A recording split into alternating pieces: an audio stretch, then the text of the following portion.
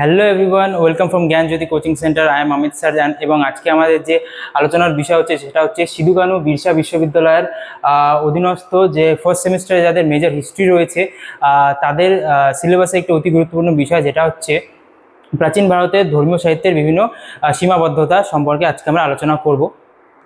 যেখানে প্রথমে বিষয়ে যাওয়ার আগে এই যে বিষয়টির ভূমিকা বা প্রেক্ষাপট আমাদের জানতে হবে। যেখানে বলা হয়েছে প্রাচীন ভারতের ইতিহাসে পুনর্গঠনে বেদ, উপনিষদ, রামায়ণ, মহাভারত, পুরাণ, বৌদ্ধ ত্রিপিটক, এছাড়া যে যৌন আগম গ্রন্থগুলি রয়েছে অত্যন্ত মূল্যবান উৎস। তবে ঐতিহাসিক উপাদান হিসাবে এদের ব্যবহারের ক্ষেত্রে কিছু উল্লেখযোগ্য ও গভীর সীমাবদ্ধতা রয়েছে, যেখানে ইতিহাস চর্চার জন্য অত্যন্ত গুরুত্বপূর্ণ বিচার্য বিষয়। যেখানে আমরা বলতে পারি যে এগুলি এই সমস্ত যে বেদ, উপনিষদ, রামায়ণ, মহাভারত, পুরাণ, এছাড়া বৌদ্ধ ত্রিপিটক বা জৈন আগম গ্রন্থগুলি রয়েছে, এই গুরুত্বপূর্ণ উৎস। কিন্তু তা সত্ত্বেও এগুলির মধ্যে ইতিহাস রচনার জন্য বহু যে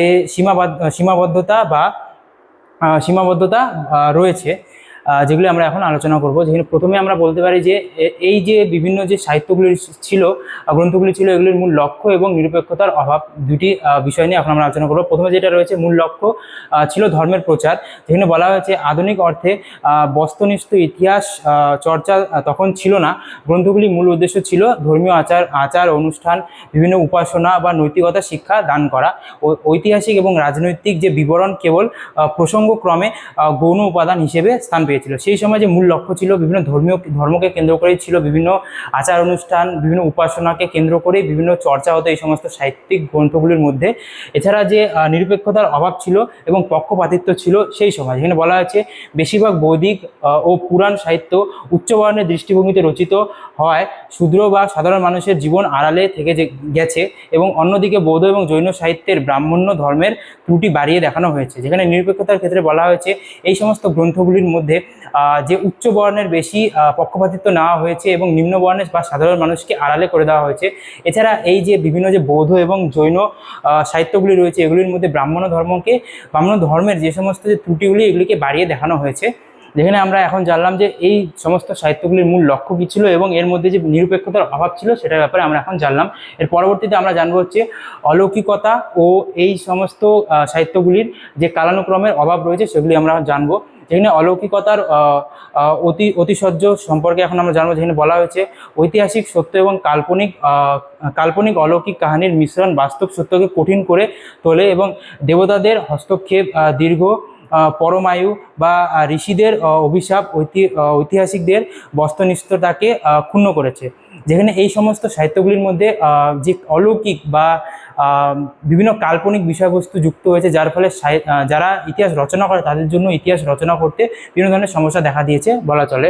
এছাড়া সঠিক কালানুক্রমের অভাব, অধিকাংশ গ্রন্থ এক যুগে এক ব্যক্তি দ্বারা রচিত হয়নি, শতাব্দী ধরে মুখে মুখে প্রচলিত থেকে বর্তমান রূপ পাওয়ায় রামায়ণ বা মহাভারতের মূল ঘটনা কাল নির্ধারণ করা অত্যন্ত জটিল হয়েছে।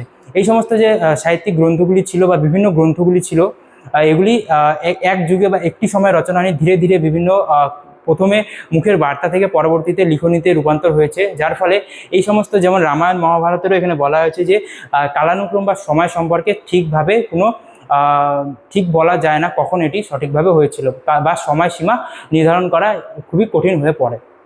পরবর্তীতে যেটা রয়েছে প্রক্ষিপ্ত অংশ বা পরবর্তী সংযোজন।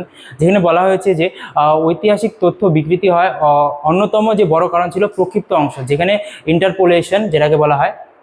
যেখানে প্রথমে বলা হয়েছে মুখে মুখে সংরক্ষিত থাকায় বা অনুলিপি তৈরির সময় পরবর্তী লেখকেরা নতুন অধ্যায় যোগ করে। যেখানে প্রথমে যেটা মুখে মুখে বিভিন্ন বার্তা বংশানুক্রমিকভাবে চলে আসতো, যেখানে পরবর্তীতে যখন এগুলি আবার খাতায় বা লিপিতে লেখা হতো তখন নতুন অধ্যায় যোগ করে দেওয়া হতো। এছাড়া দ্বিতীয়ত বলা হয়েছে রাজা বা বংশতালিকায় পরবর্তীতে ইচ্ছাকৃত বা অনিচ্ছাকৃতভাবে সংযোজিত হয়েছে। পরবর্তীতে বিভিন্ন রাজার নাম বা বিভিন্ন বংশতালিকা বিভিন্ন নাম পরবর্তীতে ইচ্ছাকৃতভাবে বা ইচ্ছা মানে ওদের ইচ্ছা থাকলেও বা না থাকলেও এখানে যুক্ত করে দেওয়া হতো। এবং তৃতীয়ত বলা হয়েছে যে ফলে কোনো একটি মূল সাহিত্য বা কোনো একটি পরবর্তী সংযোজন বা পৃথক করা অত্যন্ত দুরূহ হয়ে উঠেছিল। এই সমস্ত কারণগুলি যেমন প্রথমে লিপিবদ্ধভাবে বিভিন্ন ধরনের সমস্যা হয়েছিল, পরে বিভিন্নভাবে যে বংশের নাম বা রাজার নাম পরবর্তীতে যুক্ত করে দেওয়া হয়েছিল, এর ফলে বিভিন্ন যে ইতিহাস রচনার ক্ষেত্রে পরবর্তীতে বিভিন্ন ধরনের সমস্যা হয়েছিল বলে মনে করা হয়।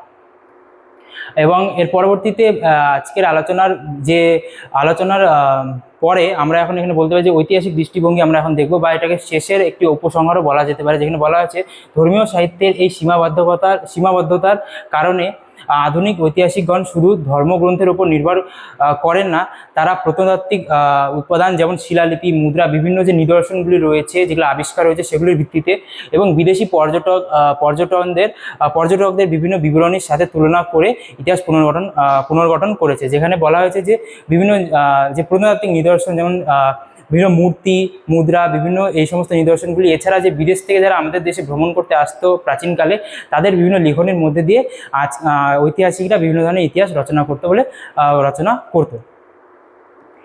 আজকের আমাদের যে আলোচনার বিষয়টি এতটুকুই ছিল। তোমাদের যদি আমাদের আলোচনার বিষয়টি ভালো লেগে থাকে তো একটা লাইক করবে এবং আমাদের চ্যানেলটি সাবস্ক্রাইব করবে, পরবর্তী বিভিন্ন ভিডিও তোমাদের কাছে চলে আসে যাতে। শেষে বলবো, আমাদের সাথে যদি তোমরা যুক্ত হতে চাও তবে আমাদের যে অফিসিয়াল দুটি নম্বর রয়েছে এগুলিতে তোমরা কন্ট্যাক্ট করতে পারো।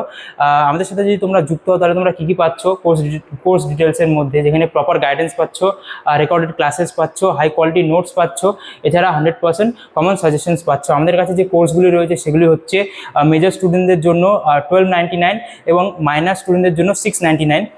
তোমরা যদি আমাদের সাথে যুক্ত হতে চাও তোমরা আমাদের অফিসিয়াল অ্যাপের মধ্যে থেকেও আমাদের সাথে যুক্ত হতে পারো, এছাড়া আমাদের সাথে কন্ট্যাক্ট করেও যুক্ত হতে পারো। আজকের আলোচনার বিষয় এতটুকুই ছিল। Thank you and thanks for watching.